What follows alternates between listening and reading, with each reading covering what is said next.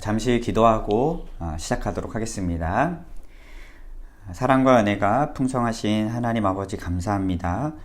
하나님의 은혜 가운데 2021년을 맞이하게 하시고 또 이렇게 신천 임원 교육을 통해서 다시 한 번 더 권사의 직분을 잘 감당하기 위해서 결단하고 또 함께 나눌 수 있는 시간을 허락하여 주심에 감사를 드립니다. 코로나로 인하여 현장에서 함께 모여 하나님의 은혜를 나누지는 못하지만 온라인으로 시청하는 우리 사랑하는 신천 우리 권사님들 한 분 한 분의 그 자리 속에 하나님 임재하여 주시고 또 깨닫게 하여 주시고 성령의 조명으로 밝히 보이게 하여 주셔서 정말 하나님께서 우리에게 예비해 주신 그 은혜를 마음껏 누리는 올 한 해 우리 권사님들이 다 될 수 있도록 축복해 주시옵소서. 이 시간 부족한 종이 은혜를 나누려고 합니다. 입술을 주장해 주시고 성령께서 함께 해 주셔서 정말 피차간에 귀한 은혜가 넘치는 복된 시간이 될 수 있도록 축복해 주시옵소서. 감사드리며 예수 그리스도의 이름으로 기도합니다. 아멘. 할렐루야, 반갑습니다. 우리 신천 권사 우리 사랑하는 임원분들 한 분 한 분을 주님의 이름으로 축복합니다. 오늘은 저와 함께 신천 임원교육 3주차 과정을 나누려고 하는데요. 이 시간에 하나님께서 예비해 놓으신 특별한 은혜와 또 성령의 충만한 임재와 깨닫게 하심이 함께 나누는 저나 또 우리 사랑하는 모든 임원분들에게 가득할 수 있기를 주님의 이름으로 축복합니다.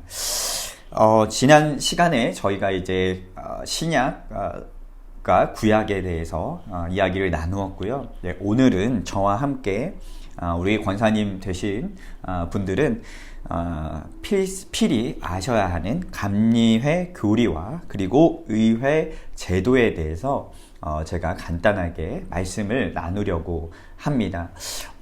이제 이런 내용들은 사실 이런 교육이 아니면 듣기가 어려운 내용이고 특별하게 집사님을 거치셔서 권사님이 되셨음에도 만약에 이런 교육의 자리가 없었다면 우리 감리교회가 어떤 교리를 가지고 있는지 그리고 또 어떤 의회 제도를 가지고 있는지 아마 들을 수 있는 기회가 없으셨을 텐데 조금 어려운 내용이 될 수도 있겠지만 이 시간 함께 저와 교재를 잘 살펴보면서 감리교가 어떤 교리적 선언을 하고 있는지 그리고 어떤 조직으로 구성이 되어 있는지 함께 짧게 살펴보려고 합니다. 자, 여러분들이 가지고 계신 교재 73페이지를 보면 감리회 교리와 의회 제도라는 제목으로 세 번째 시간이 마련되어 있습니다. 자, 그렇다면 첫 번째로 감리회 교리에 대해서 살펴보려고 합니다.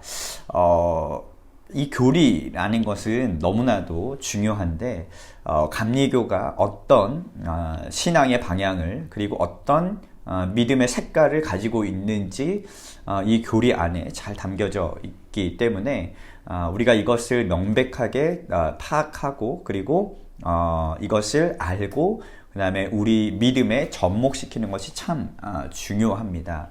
그러나 우리가 신앙생활을 하면서 특별하게 감리교라는 이 울타리 안에 우리가 속해 있으면서 사실 감리교가 어떤 교리적인 중심의 내용을 가지고 있는지 잘 모를 때가 많이 있습니다. 그리고 요즘에는 각 교단별로 특색 있는 교리들이 있지만 시대가 변함에 따라서 이 교리적인 내용들이 많이 퇴색해져 가고 통합되어져 가는 것을 볼 수가 있는데요. 그러나 그 안에 미묘하게 차이점들이 있는 것을 발견을 하게 됩니다. 그렇다면 우리 감리회는 어떤 교리적인 내용들을 담고 있는지 이 시간에 한번 살펴보도록 하겠습니다. 자, 여러분, 첫 번째로 신앙과 교리의 유산인데요. 기독교 대한 감리회는 하나님의 말씀인 성경을 당연히 기초에 두고요. 그리고 초기 시대부터 지속되어 왔었던 공의회들, 그리고 그 공의회를 통해서 결정되었던 신조들, 그리고 사도신경을 신앙의 표준으로 삼고 있습니다. 곧 감리교는 개신교의 전통적 기독교 신앙을 함께 고백하고 있습니다. 첫 번째는 종교 강령에 관한 부분인데요. 기독교 대한감리회는 감리회를 창시했던 존 웨슬리가 영국 성공회를 변화시키기 위해서 감리회 운동을 일으켰는데, 그 영국 국교회, 영국 성공회가 가지고 있었던 39개조의 종교 강령을 25개로 축소해서 발표했고, 그것을 감리회 종교 강령으로 수용을 하게 됩니다. 그 25개조 내용은 여기 안에 교재에 다 담겨져 있으니까 여러분들이 한번 쭉 읽어보시면 좋을 것 같습니다. 자, 그렇다면 두 번째로 감리교 신앙의 강조점은 도대체 무엇일까요? 자, 우리가 속해 있는 이 감리교가 어떤 신앙의 강조점을 두고 있을까요? 자, 보면 첫 번째로 강조하고 있는 게 무엇이냐면 기독교의 참된 구원의 진리에 대해서 강조를 하고 있습니다. 이 기독교의 참된 구원의 진리라는 것은 하나님의 은혜 안에서 성서적인 구원의 길, 그 여정을 걸어가는 것이다. 이렇게 고백을 하고 있습니다. 자, 두 번째 신앙의 강조점은요, 성서적인 성결, 곧 경건을 삶 가운데 실천하는 것에 강조를 두고 있다는 거예요. 자, 이것은 믿음과 사랑을 통해서 그리스도인의 완전을 향해 나아가는 실천적인 제자의 도리를 구체화하는 것입니다.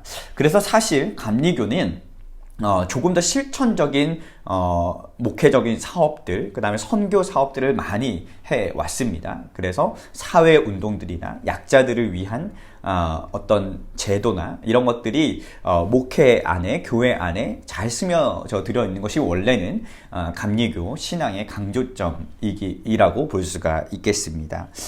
그래서 이 웨슬리는 이 두 가지 구원의 길, 신앙의 강조점을 뭐라고 설명을 했냐면 선행 은총, 그리고 회개, 그리고 칭의, 그리고 성화, 그리고 마지막에는 그리스도인의 완전을 통한 변화를 이야기를 했습니다. 자, 이것을 여러분들이 잘 알고 있으셔야 되는데, 이 5가지의 순서가 우리 감리교가 신앙에 그토록 강조하는, 그리고 우리가 궁극적으로 구원의 여정의 길을 걸어가야 할 방향이기 때문에 이 이야기들을 잘 새겨들으셨으면 좋겠습니다. 자, 첫 번째, 웨슬리가 감리회를 통해서 강조하고자 했던 신앙의 첫 출발은 무엇이었냐면 원죄를 깨닫는 것과 그로 인한 선행적 은혜에 대해서 이야기를 했습니다. 이거는 공통적인 교리지만 우리 인간이 아담의 범죄로 인해서 원죄를 갖게 되죠. 그래서 이 원죄로 인해서 인간에게 부여된 하나님의 형상이 완전하게 손상이 되게 됩니다. 그리고 하나님과의 관계가 완전하게 단절되어 버리죠. 그래서 인간의 힘만으로는 도저히 하나님과의 관계 회복이 불가능하게 되었습니다. 그것이 우리 인간의 현존이 되어 버린 것이죠. 원래는 하나님이 창조하신 에덴 동산에서 하나님과 영원히 하나가 되어서 그곳에서 천국을 누리면서 사는 것이 우리 인간의 원래 본 모습, 형상이었는데 아담과 하와의 범죄로 인해서 그 하나님과의 하나됨이 깨어져 버리게 된 것이죠. 그래서 우리가 그 에덴 동산에서 쫓겨나 인생의 한계를 계속해서 부딪히며 살아가는, 그래서 결국에는 죽음에 이를 수밖에 없는 한계성을 지닌 존재가 되어 버립니다. 그러나 하나님은 그런 우리들을 버리지 않으시고 하나님이 먼저 은혜를 베풀어 주셨습니다. 그래서 성경 창세기를 보면 아담과 하와가 에덴 동산에서 쫓겨나가기 전에 그들이 벗은 몸을 인식하고 동산의 나무 뒤에 숨었을 때 하나님이 그들을 불러내셔서 뭐를 입혀주시냐면 가죽 옷을 입혀주시거든요. 자, 여러분, 가죽 옷을 만들기 위해서는 어떤 동물을 반드시 죽여야 그 가죽을 얻을 수가 있습니다. 그러니까 하나님께서는 이때부터 이미 우리를 구원하시기 위한 대속의 은혜를 그 가죽 옷을 통해서 보여주셨고, 비록 아담과 하와가 죄악 가운데 하나님과의 관계가 끊어져 버렸지만 하나님께서 먼저 그들에게 가죽 옷을 입혀주심으로 인해서 하나님의 은혜를 보여주셨다는 것입니다. 이것을 선행적 은총, 선행적 은혜라고 합니다. 이 선행적 은혜로 인해서 모든 인간은 하나님이 지속적으로 부어주시는 은혜에 대해서 응답할 수 있는 가능성이 생기게 된 겁니다. 이 선행적 은혜 때문에 웨슬리는요, 예수 그리스도의 속죄의 은혜가 모든 사람들에게 값없이 주어진다고 믿었죠. 그래서 예수 그리스도 이름을 구원자로 부르는 믿는 모든 사람에게 구원의 은혜가 임한다는 것을 웨슬리는 외쳤습니다. 반면에 장로교 칼뱅이나 루터 같은 사람들은 약간의 거의 내용이 비슷하지만 약간의 차이라고 한다면 그들은 예정설을 외쳤거든요. 그러니까 구원받을 사람들이 정해져 있다. 그래서 그들은 선택된 선민들이다. 이렇게 외쳤습니다. 반면에 웨슬리는 모든 사람이 다 구원받을 수 있다. 이렇게 외쳤다는 교리적인 차이점을 여러분들이 알고 계시면 좋을 것 같습니다. 그래서 우리 감리교는 인간의 자유의지에 대해서 부정하지 않습니다. 그러니까 하나님의 선제적 은총이 우리에게 임함으로 하나님과의 관계가 끊어졌던 우리들이 하나님께 응답할 수 있는 기회가 생겼어요. 그 응답을 할 때 하나님께서 우리에게 자유의지를 심어주셔서 하나님께 응답할 수도 있고 응답하지 않을 수 있는 선택의 자유를 주셨다. 그런데 우리가 선택해야 할 것은 믿음이다. 이렇게 웨슬리가 이야기를 했습니다. 그래서 이 인간의 자유의지를 통해서 하나님과의 관계 회복을 위한 길을 열어두셨다. 이렇게 감리교는 선언하고 있습니다. 자, 두 번째로 이 선행적 은총, 원죄를 깨닫고 나서 그리고 선행적 은총을 우리가 받았음을 인식하게 되면 우리가 하게 되는 것이 무엇이냐? 두 번째로는 회개하게 된다는 겁니다. 회개. 자, 회개는 뭐죠? 죄를 깨닫는 겁니다. 내가 죄인이구나. 내가 원죄를 가지고 태어난 존재구나. 내가 죽을 수밖에 없는 존재구나. 이것을 깨닫는 것이죠. 이게 회개입니다. 그래서 하나님께로 다시 돌아가는 거예요. 이렇게 가다가 내가 죄인이라는 것을 깨닫고 그 죄의 문제를 해결해 주실 수 있는 분은 오직 하나님밖에 없음을 알고 turn around, 완전히 돌아서는 겁니다. 그래서 하나님께 나아가는 것, 이게 회개인 것이죠. 자, 죄인은 스스로 힘으로 하나님의 뜻을 행할 수 없다는 것을 자각하게 됩니다. 그래서 구원을 갈망하게 되는데 이때 오직 믿음을 통해서 하나님의 은혜의 자리로 나아가게 되는 것이죠. 그래서 오직 믿음으로 의롭다 함을 얻는다는 이 칭의가 참된 의미에서 구원이라는 것을 선포하고 있습니다. 그러니까 우리가 죄인이라는 것이 인식되어서 회개의 자리로 나아가면 우리 안에 뭐가 생겨나냐면 구원에 대한 갈망이 생겨난다는 거예요. 그 구원에 대한 갈망을 이룰 수 있는 게 뭐냐? 오직 믿음이다. 그래서 이 오직 믿음으로 의롭다함을 얻을 수 있다는 교리가 무엇이냐면 칭의의 교리입니다. 하나님께서 의롭지 않은 우리들을 의롭다고 여겨주시는 것, 이것을 칭의라고 부릅니다. 이것은 감리교뿐만 아니라 장로교, 모든 개신교의 교파들이 가지고 있는 공통적인 교리입니다. 그래서 오직 믿음으로만 우리가 구원을 얻을 수 있다라는 기본적인 이 기독교의 교리를 우리도 같이 견지하고 있다는 것을 기억하시면 되겠습니다. 자, 그래서 칭의는요, 아무 공로도 없는 죄인이 오직 하나님의 은혜로 그리스도의 십자가 공로로 인해서 죄 사함을 받게 되는 겁니다. 그래서 이 죄 사함을 받게 되면 비로소 우리가 가지고 있었던 본질적인 한계, 그러니까 우리 인간이 태어나서 어디를 향해서 가느냐? 죽음을 향해서 가는 거예요. 그런데 돈이 많은 사람이나 아무리 뛰어난 업적을 가진 사람이나 아무리 똑똑한 사람이나 아무리 많은 것을 가진 사람이라 할지라도 결국에는 다 죽게 되어 있고 이 세상을 떠날 때는 아무것도 가지고 가지 못하거든요. 결국에는 인간이라는 존재는 죽음이라는 한계를 가지고 있다는 거예요. 그런데 그 죽음이라는 한계를 예수 그리스도께서 십자가 공로로 아무런 공로도 없는 우리들을 구원하시고 죄에서 구원하시기 위해 십자가에 달려 돌아가셨고, 그리고 그 십자가의 죽으심으로 인해서 3일 만에 다시 부활하셨잖아요. 그러니까 그 부활하신 사건으로 인해서 우리에게 새로운 생명을 주신 거예요. 그래서 그것을 믿는 자마다 다시 의롭게 되는 거죠. 오직 주님의 은혜입니다. 이것이 그리스도인의 삶이죠. 이것을 믿을 때 우리가 진정한 칭의의 은혜를 경험하게 되는 것입니다. 이 칭의의 은혜를 경험하게 되면 더 이상 죽음이 두렵지 않게 되고 죽음과 죄에서 완전하게 자유하게 되어서 이제는 성화의 길, 그러니까 거룩한 삶으로 변화되는 믿음의 구원의 여정의 길을 걷게 된다는 것입니다. 이것이 우리 감리교의 정말 중요한 교리입니다. 그러니까 우리가 예수 그리스도의 십자가의 복음을 내가 믿습니다, 여기서 그치는 것이 아니라 그때부터 우리가 이제는 정말로 경건하고 정말로 거룩함을 이루어가는 그리스도인의 완전을 향해서 성화, 거룩한 믿음의 길을 걸어 나아가야 한다는 것을 우리가 꼭 기억해 볼 필요가 있습니다.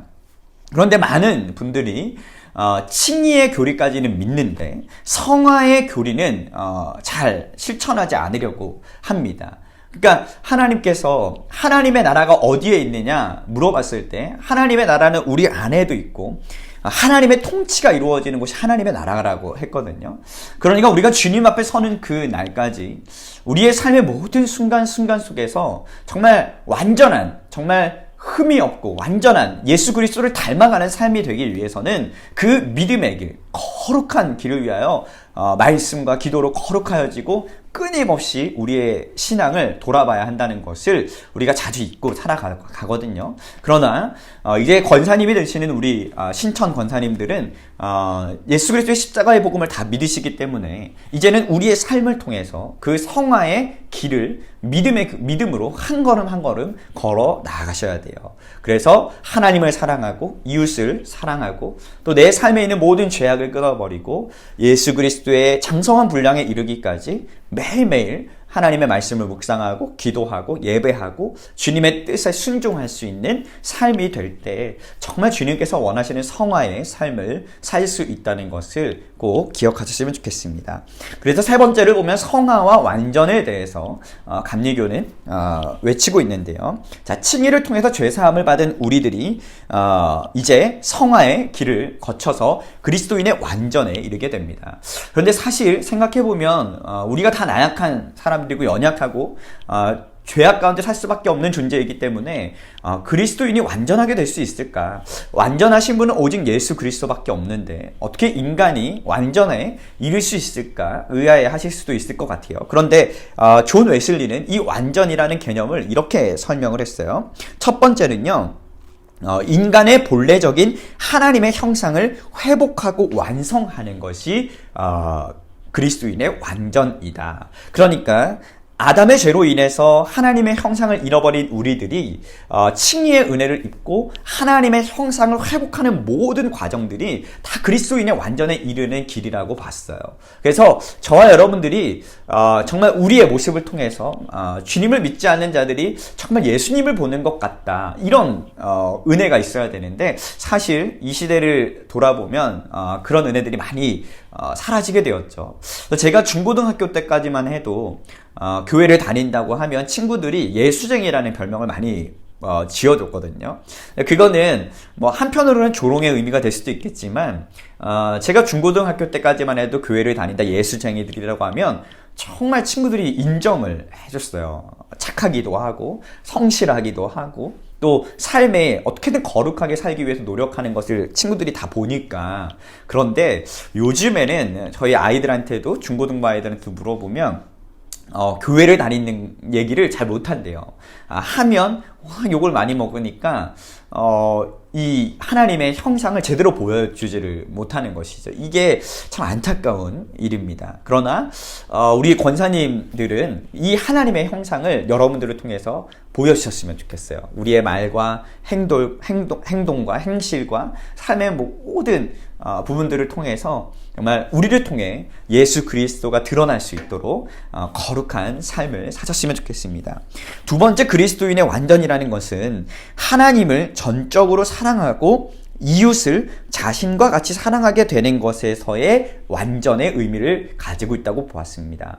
한 사람이 예수님께 나와서 물어보시죠. 가장 중요한 계명이 무엇인가? 그랬더니 예수님께서 두 가지를 말씀하셨어요. 하나는 하나님을 사랑하는 것, 두 번째는 이웃을 사랑하는 것이다. 이렇게 말씀하셨거든요.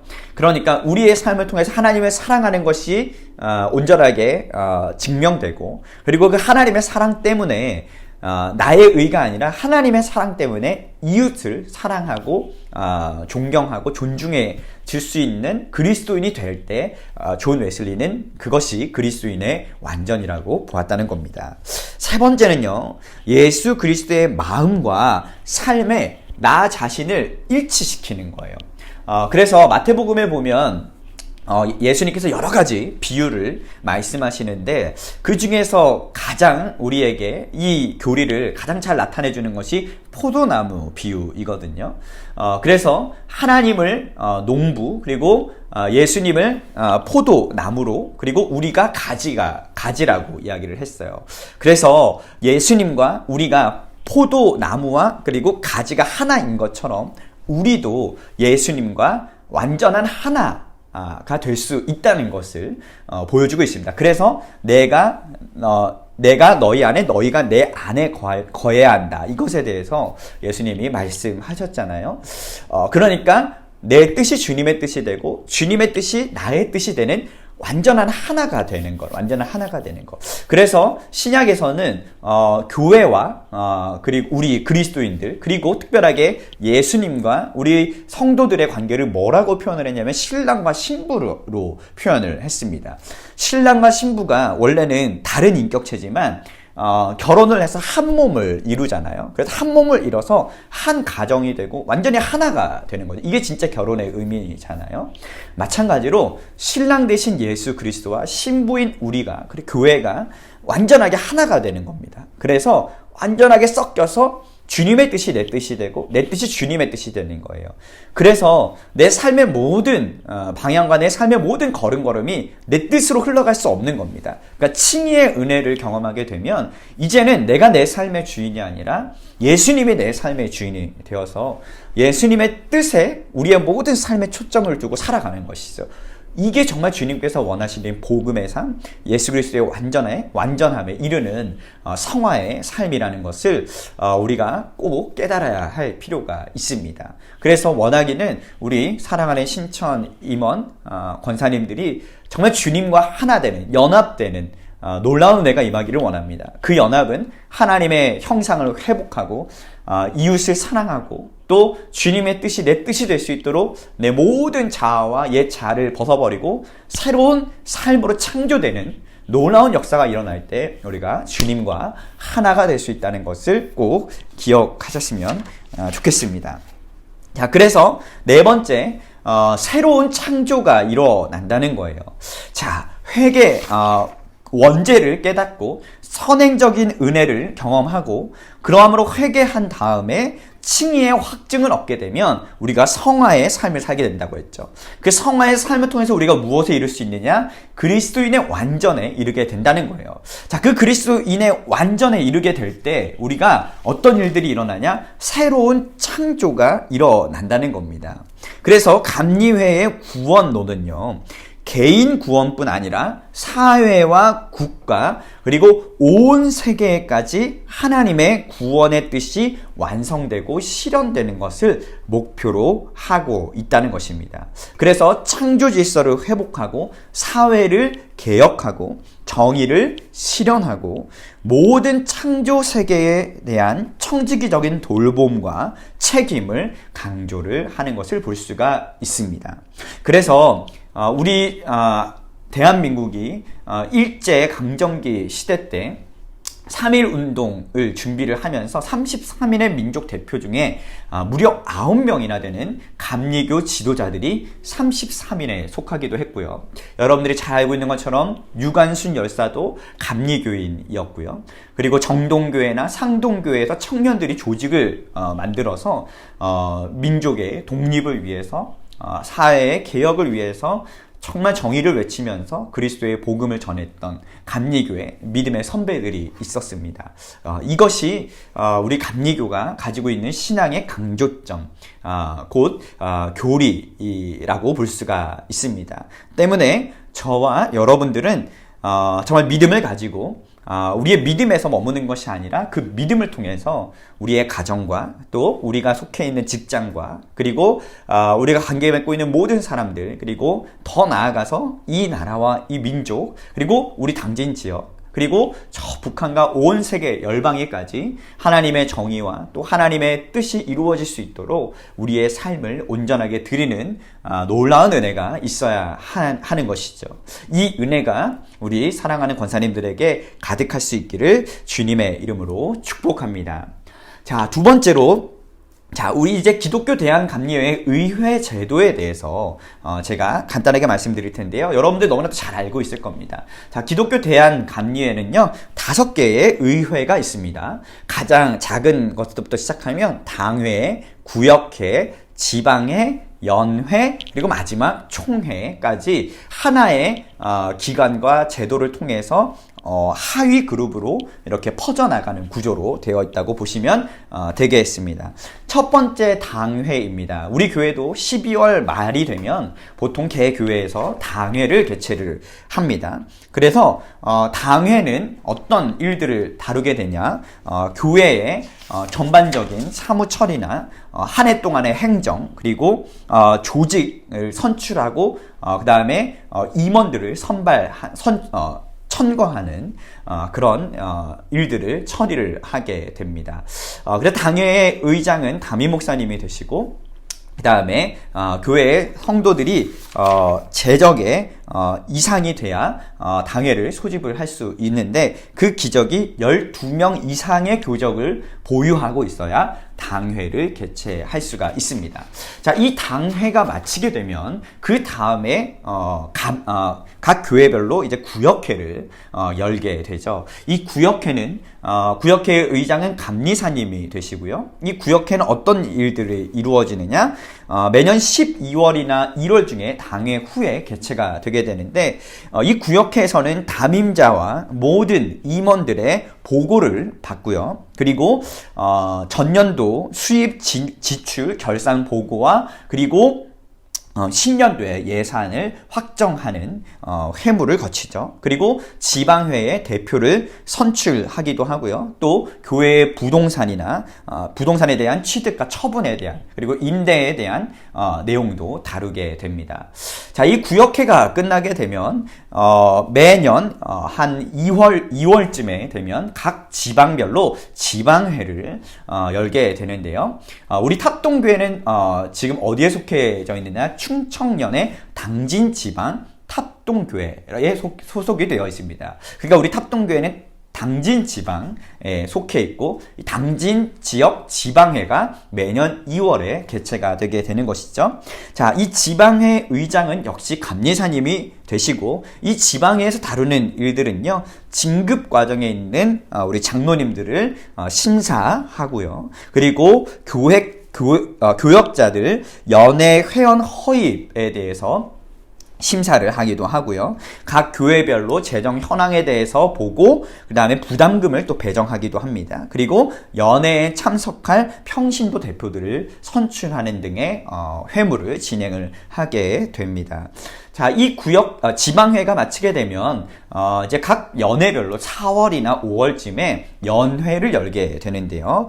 기독교 대한감리회는 총 13개의 연회가 있습니다. 서울 연회로부터 시작해서 서부 선교 연회까지, 그리고 미주 연회까지 있거든요. 특별하게 이 서부 선교 연회는요, 북한 선교를 위한 연회로 조직이 되어 있습니다. 그래서 각 도별로, 그리고 구역별로 나누어서 13개의 연회가 있고요. 우리 탑동교회는 충청연회에 소속이 되어 있습니다. 연회 의장은 감독님이 되시는 거고요. 연회 감독님이 되시는 거고, 이 연회에서는요, 모든 회원들, 그러니까 교역자들, 정회원, 준회원, 협동회원의 보고를 받고요. 그다음에 목사 안수를 주기도 하고요. 그다음에 감리사들을 선출하고, 그다음에 실행부 위원회를 조직을 하기도 합니다. 그리고 마지막으로 총회에 참석할 대표들을 또 뽑게 되죠. 자, 마지막 총회입니다. 감리회의 가장 높은 의결 기구라고 보시면 되겠는데요. 이 총회는 감리회의 입법과 그리고 행정에 관한 사항을 관장하는 최고의회로서요. 감리회의 주요 정책과 그리고 행정 사항을 심의 의결하며 선출된 감독과 그리고 감독회장의 취임식을 거행을 합니다. 그래서 우리 감리회 본부 건물이 어디에 있냐면 서울 광화문에 보면 감리회 회관이 있거든요. 거기로부터 중심이 되어서 총회, 연회, 지방회, 그 다음에 구역회, 당회까지 이렇게 하위 구조로 쭉 구성이 되어 있다고 보시면 되겠습니다. 그래서 우리 권사님들께서는 잘 알고 계시겠지만 이제 주보를 보면 당회를 여는구나, 구역회가 뭐구나, 지방회를 하네, 연회를 하는구나, 총회, 우리 목사님이 총회를 갔다 오시는구나. 네, 이런 것들을 보실 때, 이 기구가 어떤 기구구나라는 것 정도는 알고 계셔야 앞으로 여러분들이 교회의 일들을 감당하실 때 어려움이 없으실 거라고 생각이 듭니다. 자, 오늘 저와 함께 감리교회의 교리와 함께 의회 제도에 대해서 알아보았습니다. 어쩌면 여러분들이 잘 알고 있는 내용이실 수도 있고요. 또 어쩌면 처음 들으셨을 수도 있을 것 같아요. 어쨌든 간에 여러분들이 소속되어 있는 이 감리교회가 어떤 교리적인 그 강조점을 두고 있는지, 그리고 어떻게 구성되어 있는지를 우리 권사님들이 잘 파악해 두셨으면 좋겠고요.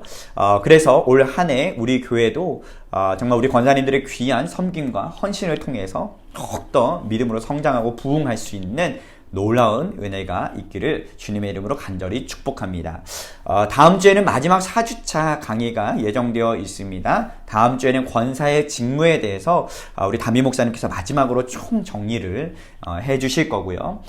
이것을 마치게 되면 2월 7일에 신천 임원들의 임명식이 예정되어 있습니다. 코로나 상황 때문에 연기가 될 수도 있을지 모르겠지만 일단은 그렇게 예정되어 있으니까 우리 신천 권사님들께서 끝까지 강의에 잘 집중해 주시고 교육을 잘 받아주셔서 올 한 해 맡겨주신 직분 잘 감당할 수 있기를 주님의 이름으로 축복합니다.